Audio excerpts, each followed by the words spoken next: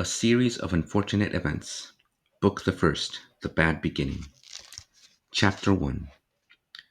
If you are interested in stories with happy endings, you would be better off reading some other book. In this book, not only is there no happy ending, there is no happy beginning and very few happy things in the middle. This is because not very many happy things happened in the lives of the three Baudelaire youngsters. Violet, Klaus, and Sunny Baudelaire were intelligent children, and they were charming and resourceful, and had pleasant facial features, but they were extremely unlucky, and most everything that happened to them was rife with misfortune, misery, and despair. I am sorry to tell you this, but that is how the story goes. Their misfortune began one day at Briny Beach. The three Baudelaire children lived with their parents in an enormous mansion at the heart of a dirty and busy city, and occasionally their parents gave them permission to take a rickety trolley. The word rickety, you probably know, here means unsteady or likely to collapse, alone to the seashore, where they would spend the day as a sort of vacation as long as they were home for dinner. This particular morning it was gray and cloudy, which didn't bother the Baudelaire youngsters one bit. When it was hot and sunny, Briny Beach was crowded with tourists, and it was impossible to find a good place to lay one's blanket. On gray and cloudy days, the Baudelaires had the beach to themselves to do what they liked. Violet Baudelaire, the eldest, liked to skip rocks. Like most 14-year-olds, she was right-handed, so the rocks skipped farther across the murky water when Violet used her right hand than when she used her left. As she skipped rocks, she was looking out at the horizon and thinking about an invention she wanted to build. Anyone who knew Violet well could tell she was thinking hard because her long hair was tied up in a ribbon to keep it out of her eyes. Violet had a real knack for inventing and building strange devices, so her brain was often filled with images of pulleys, levers, and gears, and she never wanted to be distracted by something as trivial as her hair. This morning, she was thinking about how to construct a device that could retrieve a rock after you had skipped it into the ocean. Klaus Baudelaire, the middle child, and the only boy, liked to examine creatures in the tide pools. Klaus was a little older than 12 and wore glasses, which made him look intelligent. He was intelligent. The Baudelaire parents had an enormous library in their mansion, a room filled with thousands of books on nearly every subject. Being only 12, Klaus, of course, had not read all of the books in the Baudelaire library, but he had read a great many of them and had retained a lot of the information from his readings. He knew how to tell an alligator from a crocodile. He knew who killed Julius Caesar, and he knew much about the tiny, slimy animals found at Briny Beach, which he was examining now.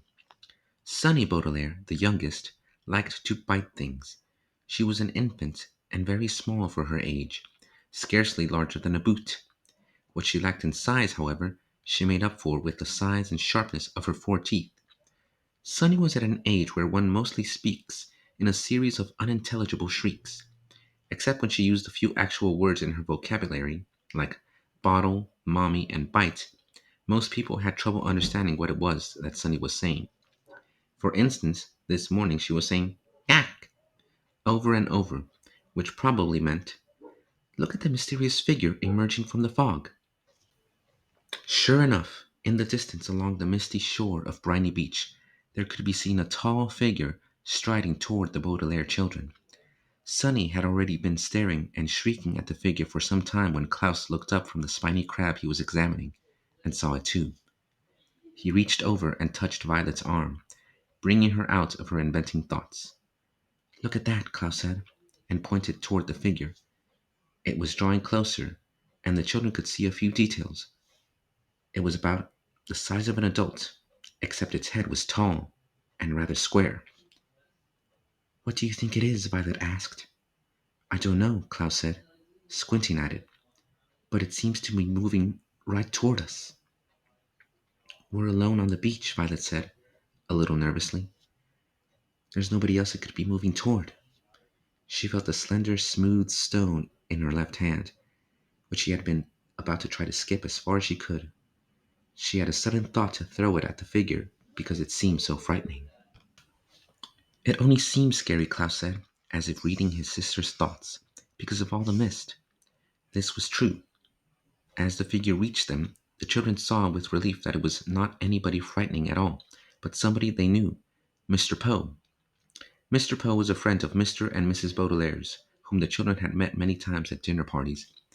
One of the things Violet, Klaus, and Sunny really liked about their parents was that they didn't send their children away when they had company over, but allowed them to join the adults at the dinner table and participate in the conversation as long as they helped clear the table. The children remembered Mr. Poe because he always had a cold and was constantly excusing himself from the table to have a fit of coughing in the next room.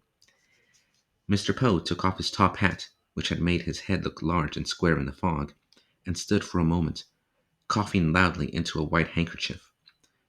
Violet and Klaus moved forward to shake his hand and say, "How do you do?" "How do you do?" said Violet. "How do you do?" said Klaus. Yeah, said Sunny. "Fine, thank you," said Mr. Poe, but he looked very sad. For a few seconds nobody said anything, and the children wondered what Mr. Poe was doing there at Briny Beach, when he should have been at the bank in the city, where he worked. He was not dressed for the beach.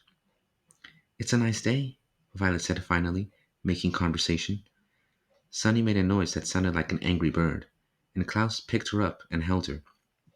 "Yes, it is a nice day," Mr. Poe said absently, staring out at the empty beach.